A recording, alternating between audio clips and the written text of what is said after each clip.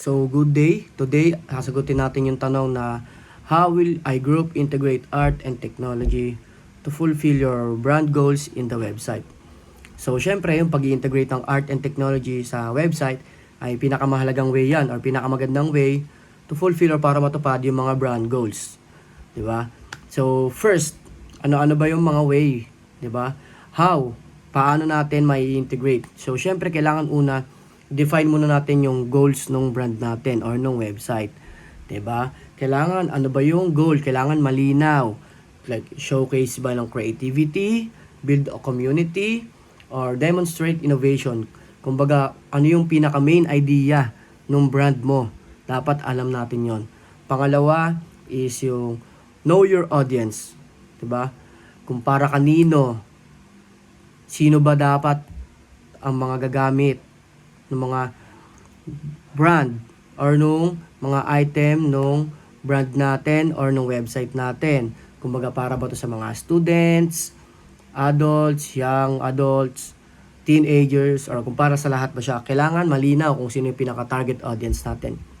So, pangalawa naman, para ma-integrate natin yung art and technology sa website natin and to fulfill the brand goal, dapat yung art and technology like first, art is visual design. Second, technology is functionality.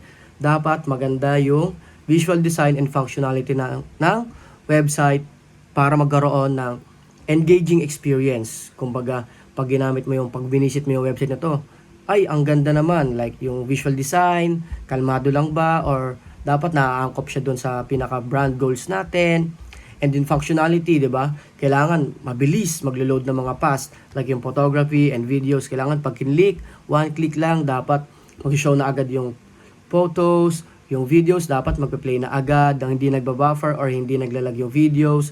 Kailangan talaga mapag-integrate natin yung art and technology, kumbaga visual design plus functionality is equivalent to engaging experience. Kumbaga, magiging maganda yung experience ng mga audience na mag-visit sa website natin. So, third is, pwede tayong gumamit ng immersive technologies like augmented reality or virtual reality.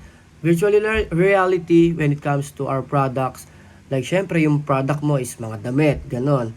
Pag nag-visit sila sa website nila or sa website nyo, dapat yung pag kinlik nila yung or pag gusto nila gamitin yung visual reality, dapat makikita nila doon kung ay ito pala yung magiging itsura niya pag suot na natin or pag ginamit na natin yung product ng website na ito. So, next is to highlight the brand story through multimedia.